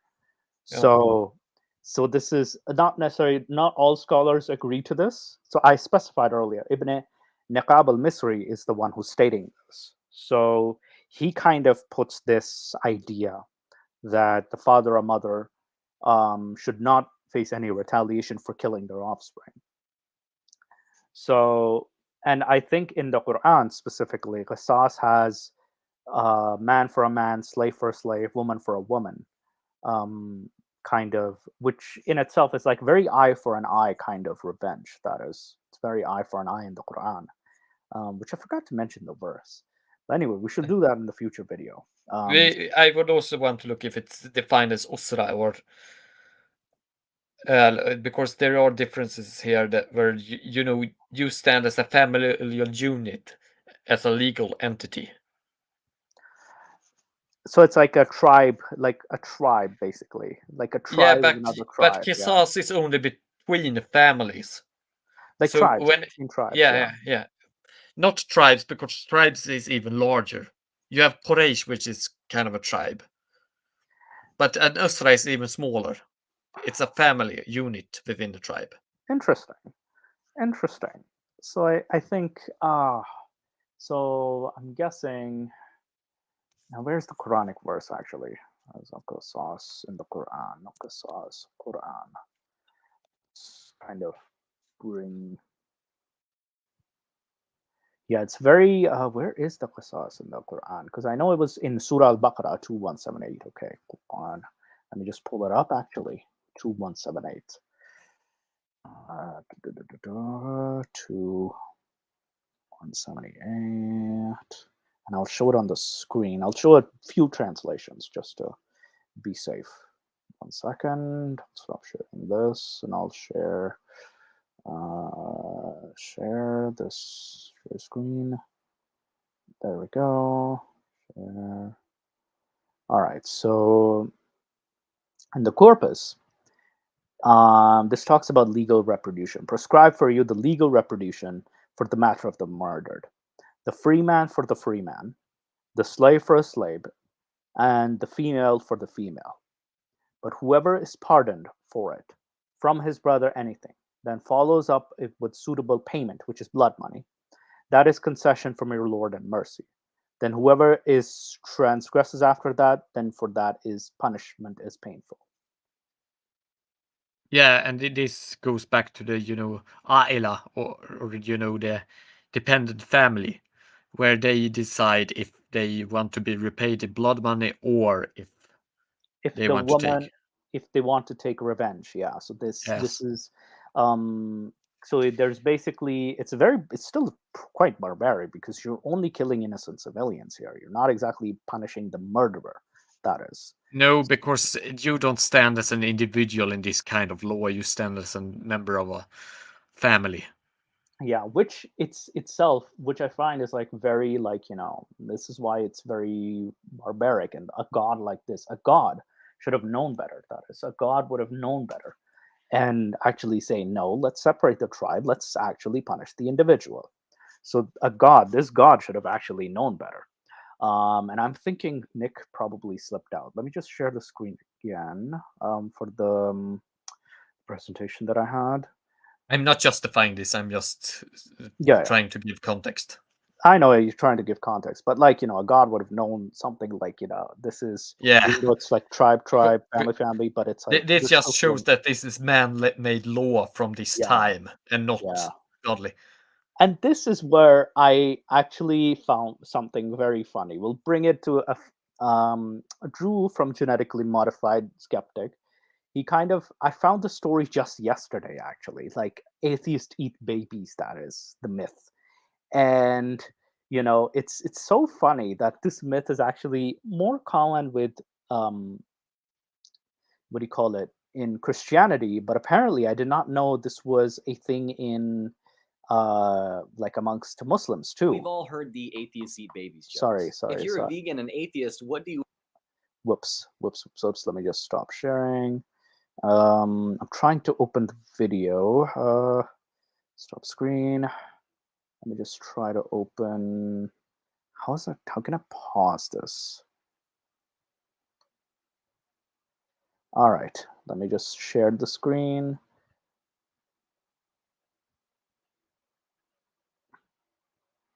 So he talks about the origins of atheists eat babies, and it's a YouTube very short video. We've all heard the atheists eat babies jokes. If you're a vegan and atheist, what do you eat? Do they make impossible babies? But where did the atheists eat babies thing come from? Here's my best guess. Before atheists started joking about it, Christians made this accusation seriously. But even before that, Christians accused Jews of this. This is now called blood libel. According to the Holocaust Encyclopedia, blood libel refers to the false allegation that Jews used the blood of non-Jewish, usually Christian, children for ritual purposes. The Nazis popularized this in the 20th century, but Christians and Muslims used blood libel in the Middle Ages, and Jewish historian Josephus even says that Greeks used it as early as the 400s BC. There's of course no evidence whatsoever that Jews have ever done this, though. In the 4th century CE, Christians even accused other Christians with whom they disagreed of covering babies with honey and spices and eating them. If you want that whole story, I read it at the end of this video of mine. Turns out Christians have been baselessly demonizing others in this way for millennia. What a surprise. We've all heard the atheists eat babies jokes. So this one I found very funny. So the origins are not only interesting, is that even the Nazis used this myth that Jews eat babies to, and then the whole spices and whatnot. And it was just so funny. And like this, it's like this weird fantasy come to life. Like, what are they fantasizing? Are followers of Abrahamic religions really fantasizing about like killing babies all the time? It's just weird. So then there's I wanted to point to a real life incident in Peshawar, that is, and it was even given justification by a spokesperson of the Taliban, that is. It was a tragic incident in Pakistan where 7 armed Taliban fighters on December 16th of 2014 jumped into an army public school, which is these are school children of belonging to military personnel. Like this is not a military school. This is just owned by military personnel. Just happen to have their children go to the school. And these are children between 12 to 16. They were shot. Then some of the staff were burned alive. And this was also the Pakistani Taliban too, that apparently people of Pakistan still declare as heroes, that is, or even like the Taliban themselves. Like it's messed up how short their memory was, because I found that this was even justified by Umar Khorasani. He was a spokesperson for the Taliban. He stated that at the time of Banu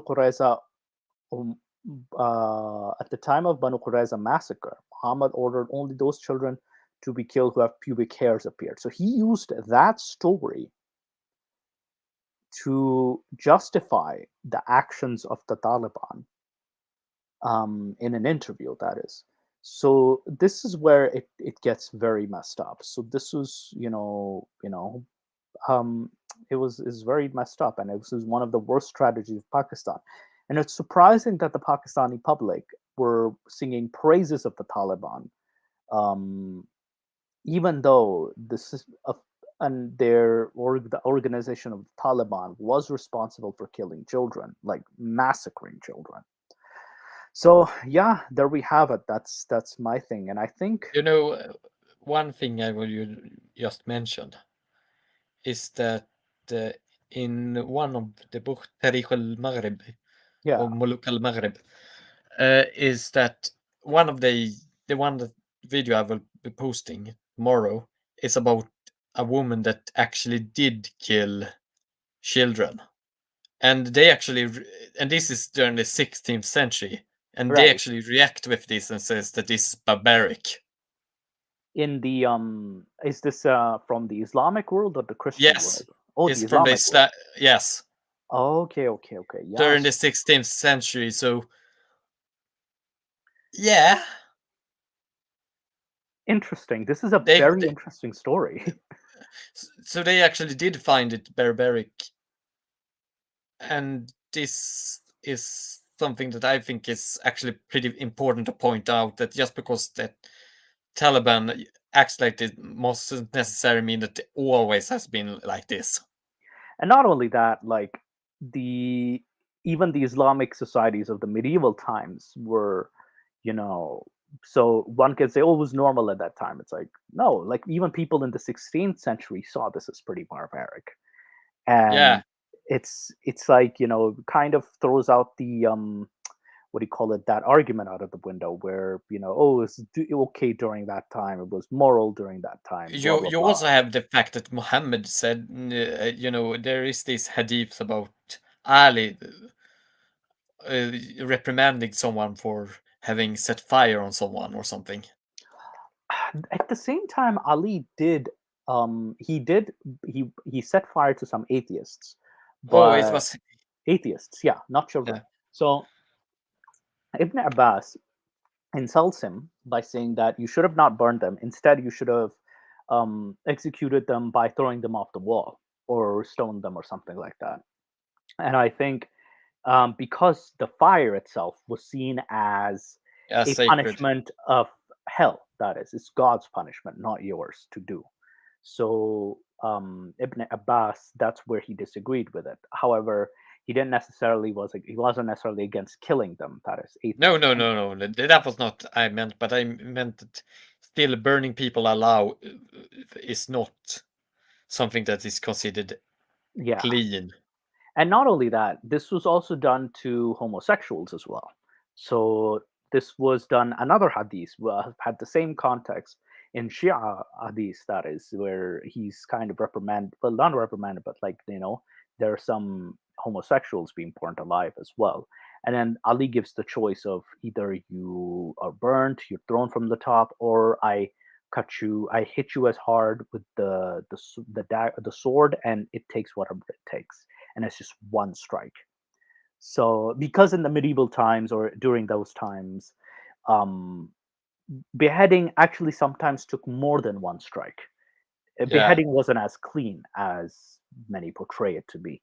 It was, well, movies that is portrayed to be. It took some, like, a few chops sometimes, and it was quite until the disturbing. guillotine. Yeah, the guillotine was the only effective way, but before that, the executioner with the sword or with the axe sometimes had to be, depending on their experience, had to either chop like very effectively, and sometimes it took 2 or 3 strikes if they were inexperienced, or a few of them. So it was just very wild. Like it. So I think that's what Ali means. Like it takes whatever it takes, one below, and it takes whatever it takes. So you could even die from bleeding to death like that. And yeah, it was very disturbing. So I think that concludes everything. And I think Nick Hill, he's what do you call it? He's just taking care of his nephew for a bit. I think he wanted us to take a look to a study as well. Or did you have anything else to share, Ginny? Nope. Okay, I'm just gonna look into a study. I'm just opening up a study that Nick Hill sent me. It's from the Johns Hopkins University. Let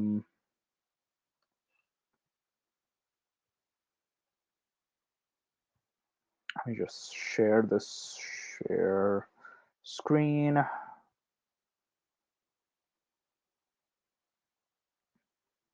So yeah, this is the Johns Hopkins University Press, and I think, Ginny, can you see this? Islamic law, and it talks about Islamic law and gender equality. Could there be a common ground? And it does the study of divorce, polygamy in Sharia law, and the legislation in Tunisia and Egypt. So,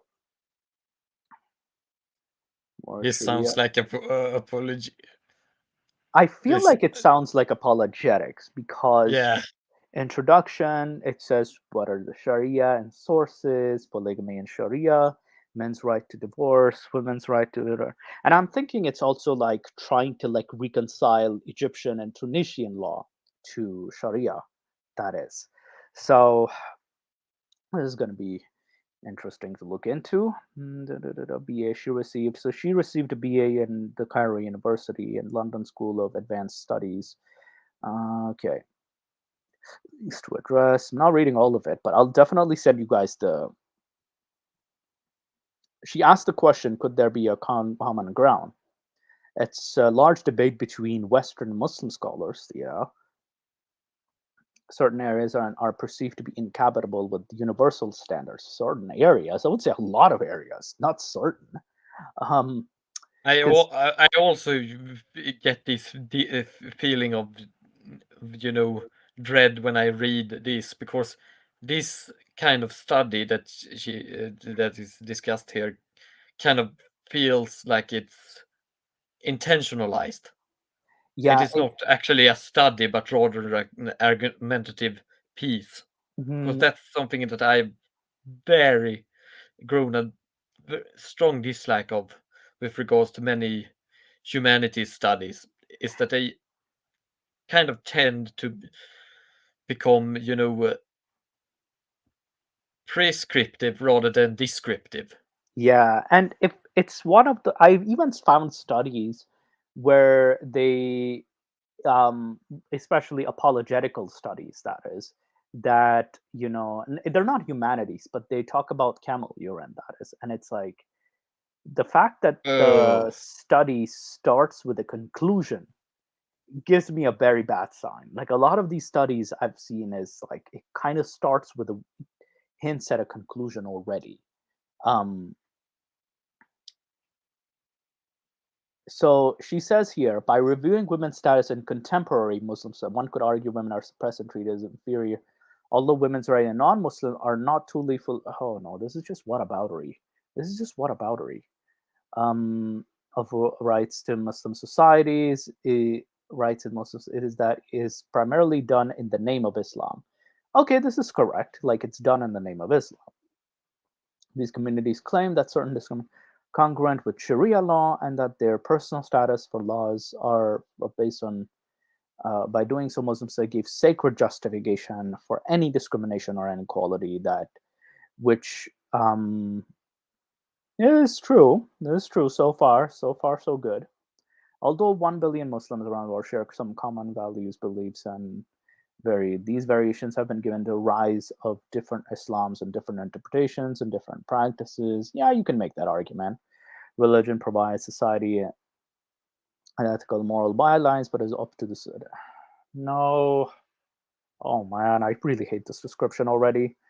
It's like ethical, moral guidelines I because mean, it's religion much. is political by nature too, because Yeah, it is political, and it has elements of culture and economic conditions built into it. Like especially with Islam, there's finance, there's like areas of yes. politics, there's I areas mean, of if things were heritage. so easily to just dismiss or accept, then the Sharia as a law system, which and the fiqh traditions wouldn't actually have been adopted as, law for several polities throughout history.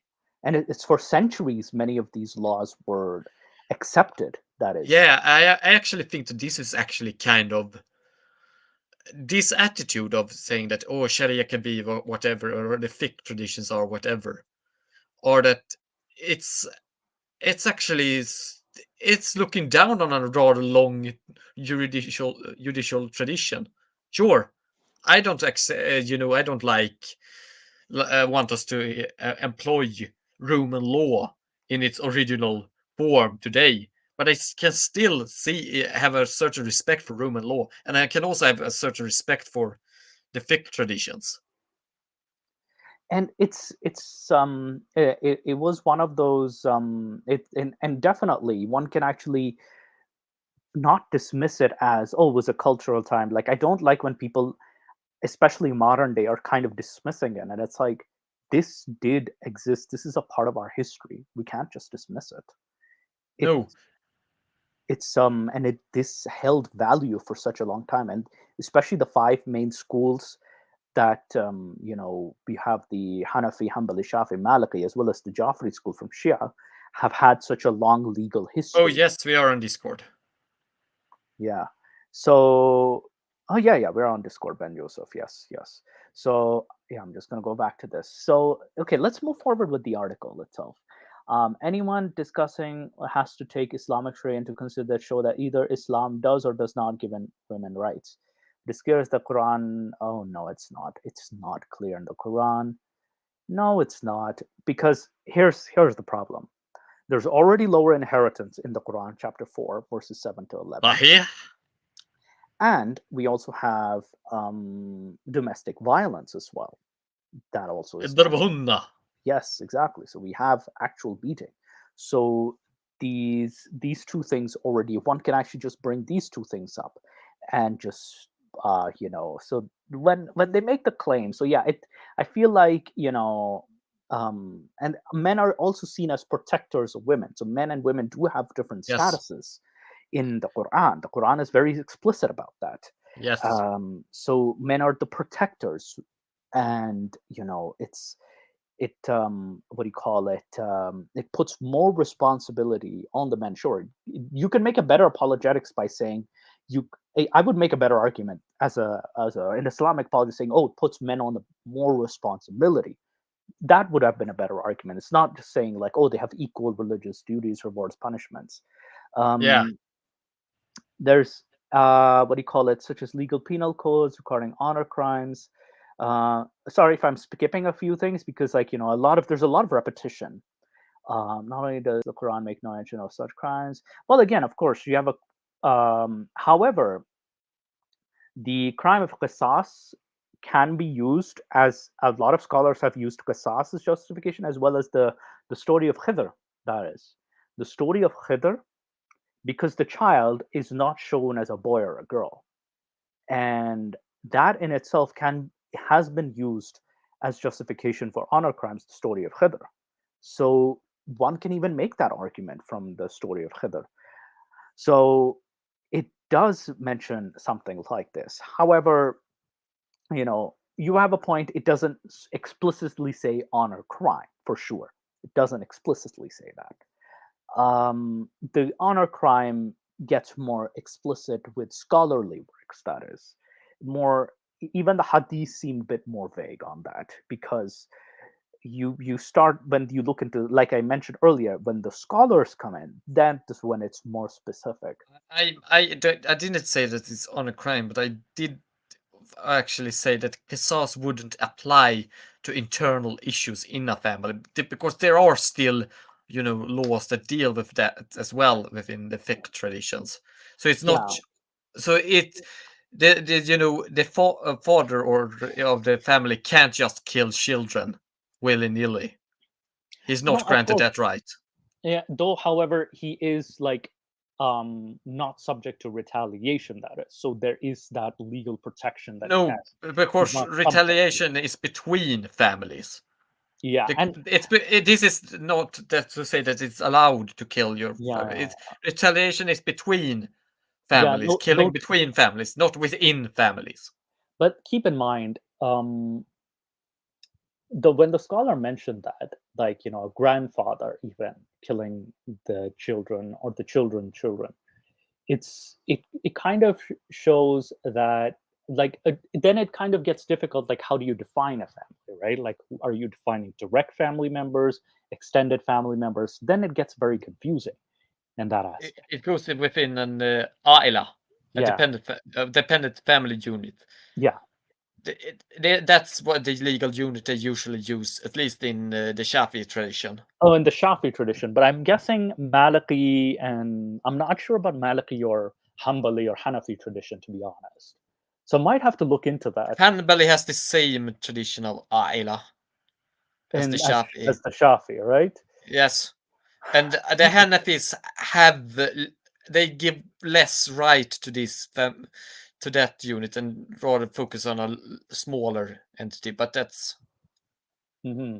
Yeah, though, to be fair, it wasn't necessarily just Qisas, but like we also had the Khidr story, that is, that a lot of scholars have used as justification for honor killings, as well as other scholarly opinions, that is, of honor killings. Um, so, like with we're having, yeah, so here we are. Islam offers an egalitarian beginning of human life, as the Quran does not hold Eve responsible. It doesn't say anything here, because the Quran is more vague and it's summarizing the story, but doesn't contradict the story itself. So, so even scholars, some Islamic scholars might even agree with the biblical account as well too. So um, the Quran is more vague on this. Oh no, the Quran provided women for the first time with explicit right. No, this right already existed when Khatija inherited the wealth. Like this is already existing in pre-Islamic Arabia. To Sahih. independent property and marriage and divorce. And Yes. there are societies, matriarchal societies that did exist in the past. So this is This is um, this is a very bold claim, a very yeah, bold, massive claim that the Quran and was it's wrong. yeah, and it's a wrong claim. So it's like there are other societies that are already embraced this idea. Though I could give, to give the devils its due, I wouldn't say that, what is codified in the Quran and later hadiths is especially bad for its time, though. No, it's not bad for us. What it's the claim it's making is that it's the Yeah. first. Yes. It's not the first. No, It's it's not the not. first. It's better. Possibly one can make that argument. Possibly. Especially, I think we were discussing other pagan laws and like I think Yeah. Celtic laws, which Sharia could have been an improvement on. But that's another separate idea for Yeah, itself. that's another separate thing. Yeah. But now it says here the Quran points to the ultimate equality between the sexes. But I found that so far they haven't mentioned any verses, which I found very interesting. At least had they mentioned some verses, I would have respected them at least. Okay, they made some effort. They just make this claim, but they never mention any specific verses so far as manifest in their core religious qualities, but mention some verses. At least make your argument strong. Um, the same logic was used to abolish.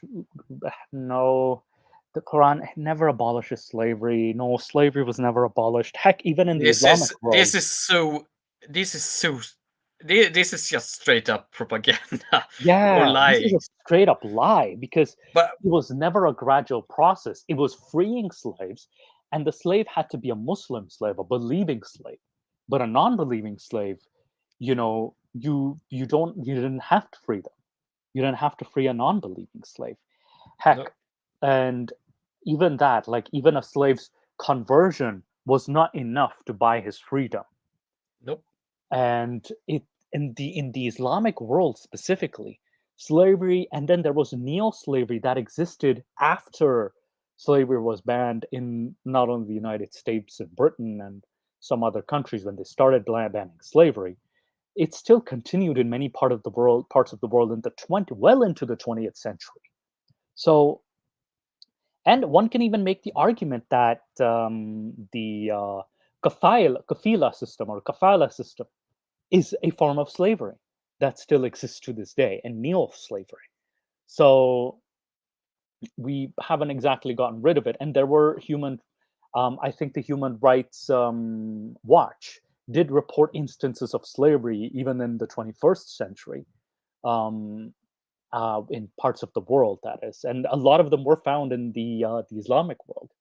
So it's such a bad argument that they're making, and it's just a straight up lie that it was a gradual process. Oh, I really hate this, and I hear this argument so many times, even by followers of Ghamidi. That is, followers of Ghamidi especially make this argument. Um, let's see, our same logic was used. Sharia is not static, but rather evolving. Okay, I can kind of lend you that. It does evolve because a lot of ayatollahs have changed laws, in at least within the Shia. I'm not sure about the because there is the form of also ijma as well, ijma and Yeah, uh, Ijma has there are a lot of things that have mm, actually changed within yeah, those. yeah, yeah. I am actually seeing somewhat of a liberalization in certain issues. Yeah, yeah. In certain issues, it's not all issues because one of the conditions is that if this issue is not explicitly mentioned in the Quran or the Hadith, then there's an ijma for it. Like that's the qualification for an ijma to be applied.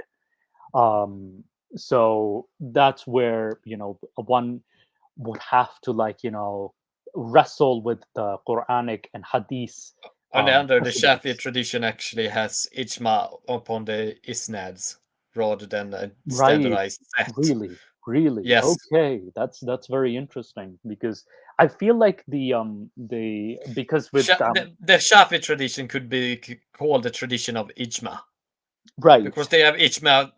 That's their main principle.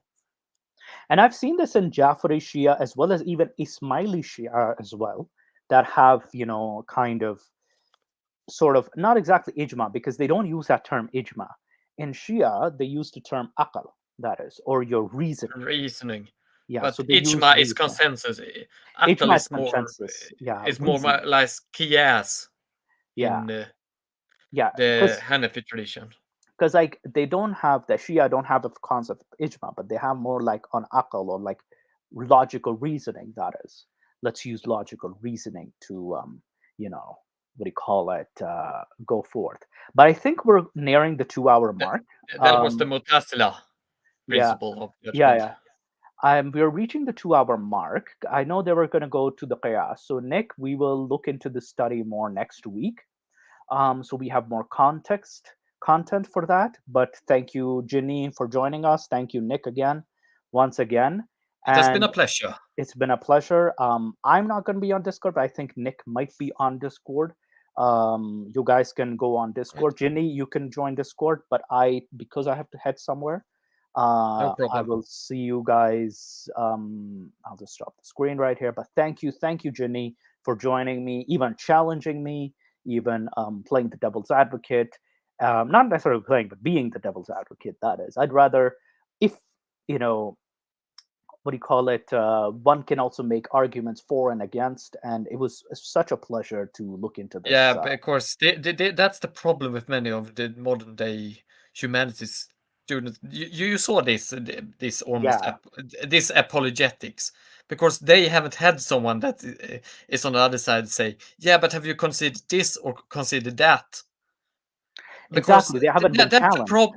That's the problem. Because, and I have actually, I will someday later I will tell you about the problems with humanities and studying Islamic history. But that's Yeah, that's a separate day, and I think we might actually do that topic, the problem with studying humanities and religion as well. So I found even with a lot of Judeo-Christian, Muslim, or Abrahamic um, humanities, they tend to like be more apologetic compared to like when they should be a lot more objective than they seem to be more on the apologetic side. So I found that a lot. And if it is not Christianity, then they go for, if it's not from right, a Christian right, university. right, they get like very like or if it's a Christian or studying another religion, then they go like ham. They go ham on like the criticism of a non-Christian religion too, with the especially Jay Smith, for example, Jay Smith, David Wood, and the likes. Who they go like ham fisted. But yeah, thank you, Ginny. Thank you, Nick, again. But yeah, I'll just end the broadcast. Thank you for joining us today, and have a lovely weekend, everybody. It's been a pleasure, as I said.